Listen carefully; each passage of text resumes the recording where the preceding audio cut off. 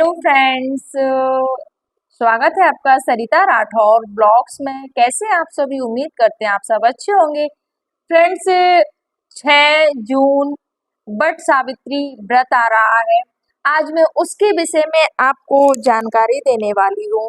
वट सावित्री व्रत कब है और कैसे करना है, इसकी पूरी विधि मैं बताऊंगी। हमारे यहाँ पर कैसे वट सावित्री व्रत को करते हैं, सबके यहाँ पर अलग अलग तरीके से करते हैं। हमारे यहाँ पर कैसे करते हैं, मैं आज आपको उसकी जानकारी देंगे।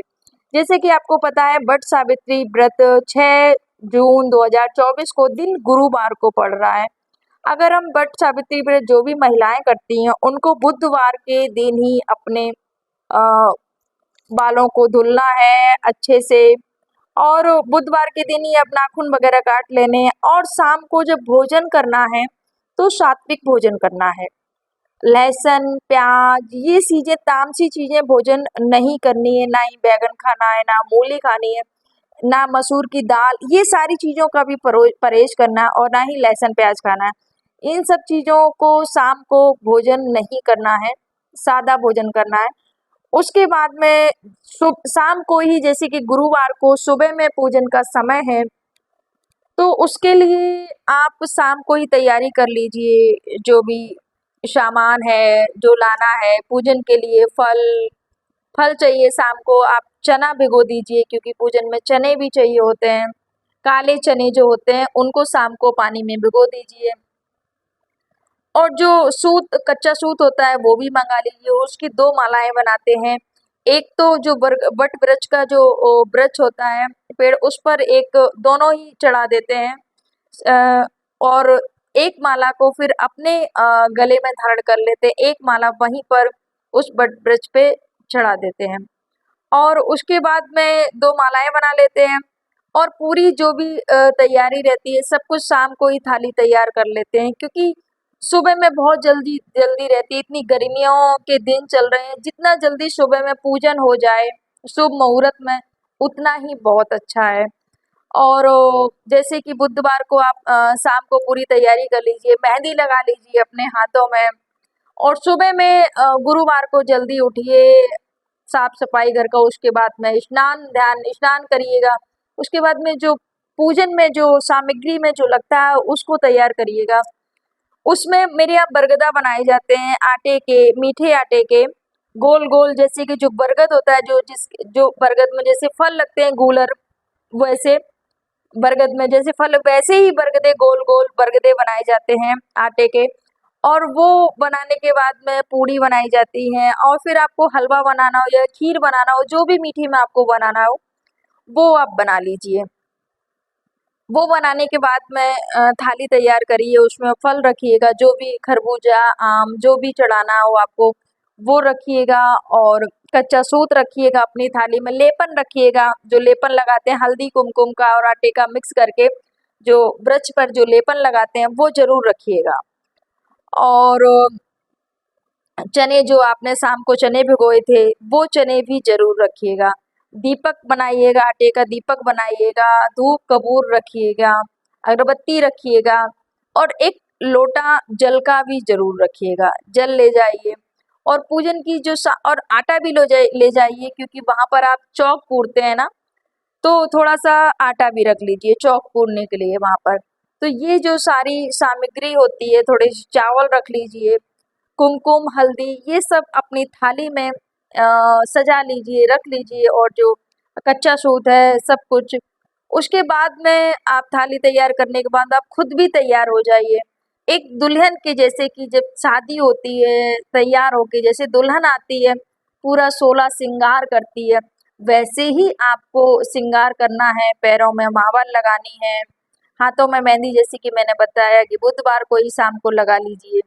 पैरों में मावर, मांग में पूरे सिंदूर, और माथे पे बिंदिया, पूरा श्रृंगार एक दुल्हन के जैसे। हो सके तो लाल और पीली साड़ी पहनिएगा।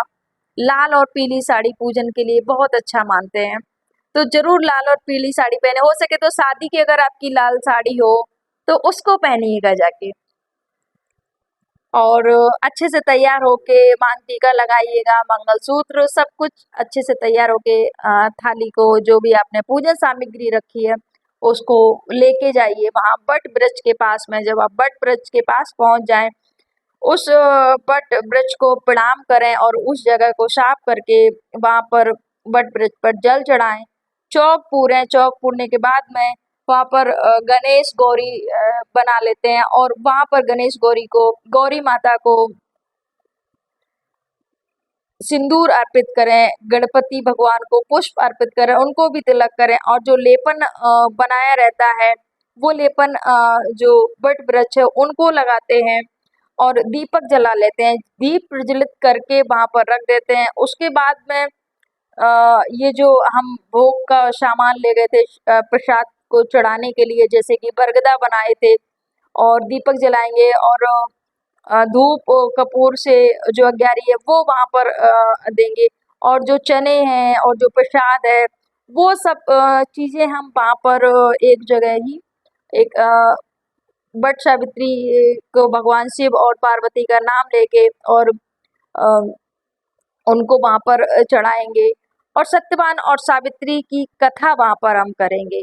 और कथा जब करेंगे तो जो चने होते हैं वो अपने हाथों में ले लेंगे, जो भीगे हुए चने थे वो हाथों में ले लेंगे और जो बरगदा थे और जो खीर पूड़ी वो भगवान को प्रसाद का भोग वहाँ पर वो लगाएंगे, उनको चढ़ाएंगे और सिंदूर अर्पित करेंगे माँ गौरा माता को।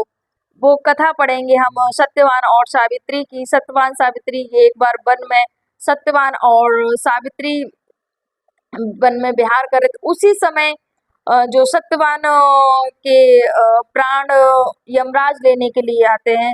जब सत्यवान के प्राण यमराज लेने के लिए आते हैं तो सत्यवान मूर्छित होकर गिर जाते हैं और यमराज उनके प्राणों को लेकर चल देते हैं। जब यमराज सत्यवान के प्राणों को लेकर चल देते हैं तो जो सावित्री होती है उनके पीछे पीछे जाती है। यमराज बोलते हैं कि बेटी लौट जाओ, आप मत आओ मेरे पीछे, आप नहीं जा सकती हो और आपको जाना ही पड़ेगा। जो हो चुका है वो उसको हम बदल नहीं सकते हैं। तो सावित्री प्रार्थना करती है कि मैं अपने पति को छोड़कर कैसे रहूंगी, मैं कैसे जीऊंगी, मैं नहीं या तो मुझे भी अपने साथ ले चलो, मैं उनके बिना नहीं रह सकती हूँ, सत्यवान के बिना मैं एक पल भी नहीं रह सकती हूँ। आप मेरे पति के प्राण ले जा रहे हैं, मैं क्या करूंगी जी के। तो यमराज बोलते हैं बेटा मैं आपको नहीं ले, अभी आपका समय नहीं हुआ है, सत्यवान का समय हो गया है, इसलिए मैं उनको ले जा रहा हूँ, आपको नहीं ले जा सकता हूँ। लेकिन फिर यमराज, जब सावित्री ने पीछा किया, सावित्री नहीं मानी, तो यमराज ने बोला कि बेटा आप कुछ वरदान मांग लो तो मैं आपको कुछ वरदान दे सकता हूँ, क्योंकि और मैं कुछ नहीं कर सकता हूँ और आप लौट जाओ। तो सावित्री बहुत तेज और बहुत होशियार थी। सावित्री ने मांगा कि यमराज महाराज मुझे पुत्रवती होने का वरदान दीजिए। तो जब पुत्रवती होने का वरदान सावित्री ने माना, यमराज ने कुछ सोचे समझे बिना यशस्वी उन्होंने बोल दिया कि हाँ वरदान दे दिया। जब उन्होंने बोल दिया तथास्तु बोल दिया, तथास्तु। और उसके बाद में जब प्राण लेके जब फिर से चलने लगे तो सावित्री ने बोला कि यमराज महाराज आपने मुझे जो वरदान दिया है कि मैं पुत्रवती हो जाऊं, मैं पुत्रवती कैसे होंगी? आप मेरे जो पति हैं उनको आप साथ में लेके जा रहे हैं। जब यमराज ने ये सोचा कि अरे, माथा पकड़ लिया कि ये क्या मैंने किया, ये कैसा वरदान मांग लिया सावित्री ने, और अब उनको अपनी बात पर झुकना पड़ा और वो सावित्री के जो पति थे सत्यवान, उनके प्राणों को उन्हें वापस करना पड़ता है, क्योंकि उन्होंने वरदान दे दिया था और सावित्री ने ऐसा वरदान मांगा कि पुत्रवती भव। तो उन्हें उन सावित्री के आगे झुकना पड़ा और वो सावित्री के पति जो सत्यवान थे उनके प्राणों को वो वापस लौटा देते हैं। ऐसे सत्यवान के जब प्राण वापस आते हैं, देव सावित्री सत्यवान सावित्री की ये कहानी थी। सावित्री ने कैसे अपने पति के प्राणों को वापस लिया, कैसे अपने सुहाग को अमर किया। तो ऐसे ही जैसे कि आपने सावित्री के पति की रक्षा की, पति के प्राणों की रक्षा की, वैसे ही हमारे पति की भी हमेशा रक्षा करना। जैसे ही सावित्री के सुहाग को आपने बनाए रखा वैसे ही हमारे सुहाग को बनाए रखना और अखंड सौभाग्यवती भर का वर देना हमें। ऐसी हम अपने भगवान से प्रार्थना करते हैं, शिव शंभू भोले बाबा पार्वती से। और सत्यवान सावित्री की कथा समाप्त करने के बाद में हम जो वट वृक्ष होता है उसकी परिक्रमा लगाते हैं। उसकी परिक्रमा लगाते हैं, 7 परिक्रमा लगाते हैं। जो हम सूत मंगाया है, कच्चा सूत, अगर कच्चा सूत नहीं मिलता है तो जो रील होती है, जो धागे वाली जो गुल्ली होती है, उसको भी आप ले जा सकते हैं। वो 7 पर ऐसे ही उसको लपेट के धागे वृक्ष में लपेट के और 7 परिक्रमा हमें सीधे से घूमनी है। 7 परिक्रमा लगाने के बाद में वो जो रील या गुल्ली जो भी सूत है, जो बचा हुआ सूत है, उसी में खुरस देते हैं, उसी में लगा देते हैं, पेड़ में ही अटका देते हैं, उसको तोड़ना नहीं है हमें। इस बात का भी आप खास ध्यान रखना। उसके बाद में जब वट वृक्ष की जब वो हो जाए परिक्रमा, फिर उनको गले लगते हैं। जैसे कि हम अपने जब घर से आते हैं मायके से तो अपने माँ को गले लगते हैं, वैसे ही उस वृक्ष को भी गले लगते हैं हम, भेंटें करते हैं उस वृक्ष को। भेंट करने के बाद में वहाँ पर जो पूजन किया था, वहाँ पर जो दक्षिणा चढ़ाई थी, जो फल चढ़ाए थे, वो सब चीजें कुछ खुद भी ले लेनी है प्रसाद के रूप में, और कुछ वहाँ पर जो पंडित हो या जो भी उनको दान कर देनी है वहाँ पर। और उसके बाद में दान करने के बाद में एक बार फिर से प्रणाम करके फिर जो वहाँ महिलाएं हो या सासू माँ हो, उनके भी चरण स्पर्श करने हैं, उनको प्रणाम करना है, उनके पैर छूने, आशीर्वाद लेना है। उसके बाद में घर आ जाना है। अपने घर आने के बाद में अपने पति को प्रणाम करना, उनके चरण स्पर्श करने हैं। और ऐसे करके आप अगर पूरा दिन का व्रत रखते हैं तो पूरा दिन का जैसे जिसके यहाँ पर रीति रिवाज हो उसके हिसाब से करते हैं। कुछ लोग पूजन करने के बाद में जो सादा भोजन होता है बिना लहसुन प्याज का, वो भोजन अपना जो प्रसाद में उन्होंने चढ़ाया था वो पूजन करने के बाद में ग्रहण कर लेते हैं। कुछ लोग ऐसा भी करते हैं, कुछ लोग पूरे दिन व्रत रखते हैं। तो सबके यहाँ पर अलग अलग मान्यता है। हमारे यहाँ पर पूजन करने के बाद में जो भोजन ग्रहण जो बनता है सादा भोजन, जैसे खीर पूड़ी और वो सब खा सकते हैं और खाते हैं हम लोग। हमारे यहाँ पर ऐसा होता है, पूजन के बाद में भोजन ग्रहण कर लेते हैं, सादा भोजन बिना लहसुन प्याज वाला उस दिन। और उसके बाद में ये जो व्रत होता है, पूड़ होता है। तो फ्रेंड्स, अगर मेरी ये जो पूजन विधि है अच्छी लगी तो प्लीज़ वीडियो को लाइक और चैनल को सब्सक्राइब जरूर कर देना। राधे राधे सभी को।